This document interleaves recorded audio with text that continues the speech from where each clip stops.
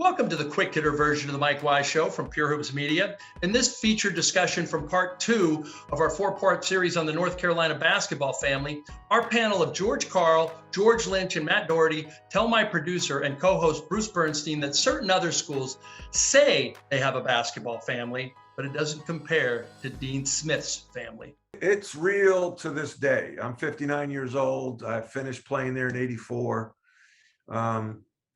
When I was being recruited, they had players from Long Island, Mitch Kupchak, Chris Brust, Jimmy Black was from New York City.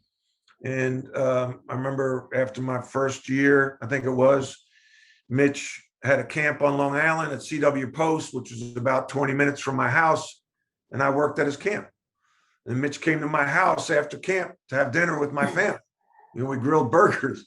We joked. Mitch went to Burger King or McDonald's before he came to my house, had like 3 Big Macs because he has a big appetite and didn't he had a pregame before the game, so he wouldn't eat us at a house at home. But my relationship with Mitch Kupchak is probably as tight as it is with Michael Jordan and Jimmy Braddock and Buzz Peterson, guys I played with.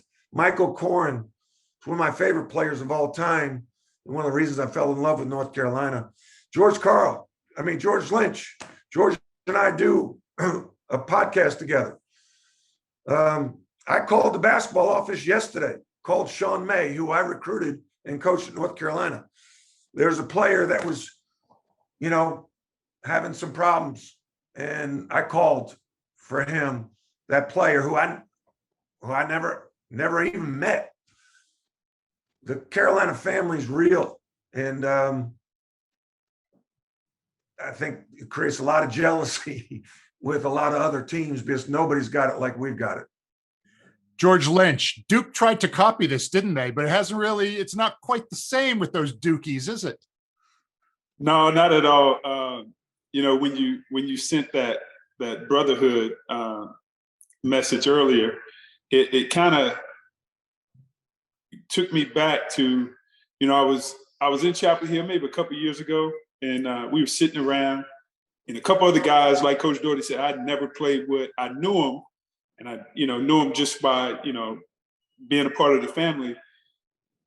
The conversation came up. Oh, Duke is doing this brotherhood thing, and it kind of embedded in me that the family that we started years ago, like Coach Doherty and Coach Karl said back in the 60s, being a part of the family, and other teams want to duplicate us by calling themselves the brotherhood, or the gang, or whatever words they use.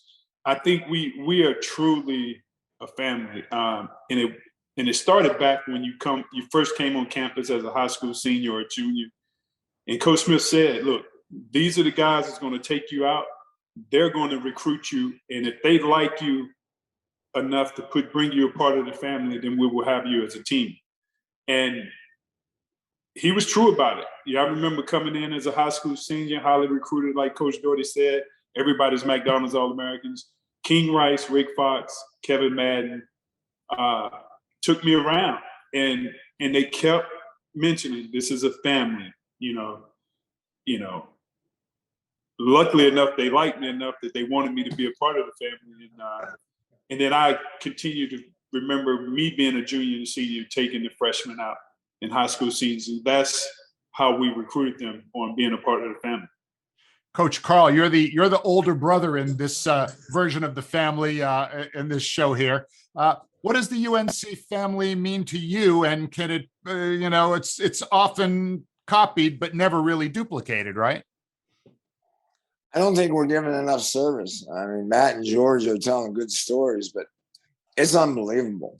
The connection and loyalty and love for a university because of a man that taught us about how to grow up and how to be a man. And the stories are all over the place. I mean, as I said, I go back to the 1957 championship team. They think I'm the greatest guy in the world. And then, if you see a a player, I mean, from North Carolina, we always exchange at least a conversation, but usually a long conversation. There is a connection, a unity, a loyalty, and a dedication to whatever we can do to continue the legacy of Coach Smith.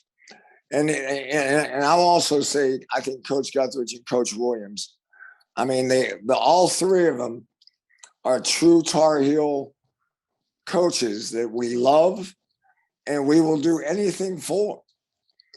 Anything. The loyalty is unbelievable. The friendships are unbelievable. The commitment to one another is unbelievable. I mean, Coach Smith called me up, I think 3 or 4 times. And I think everybody knows I'm somewhat of a liberal guy. And he wanted me to write a check for some Republican North Carolina guys that played in 1957 or 58. And, you know, I never said no. I always wrote the check. I mean, if he wanted me to help a guy out that was a Tar Heel, we're going to do it. And the stories are just legendary. I think Coach Williams and Coach Guthridge did a great job of bringing us all back there in some way or some manner. We're going to have the Doug Moe Golf Invitation for the last time this year that Coach Smith started and Coach Brown started probably 30 years ago. And we go to Pinehurst every summer, and about 10 to 15 of us, mostly Carolina guys, but also some NBA guys. And we get together and we play golf. And Coach Smith used to be the leader of that. Coach Guthridge used to be the leader of that. I remember Coach Guthridge and Coach Smith getting into fights about, where we should tee off from, and getting into fights about the length of the leather on your putter for a gimme.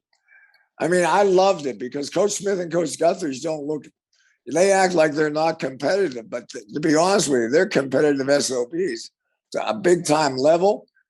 And they did. You couldn't play for Coach Smith if you weren't competitive. If you'd like to hear more, please check out the full version of part 2 of our special 4-part Mike Wise show on the North Carolina basketball family from Pure Hoops Media.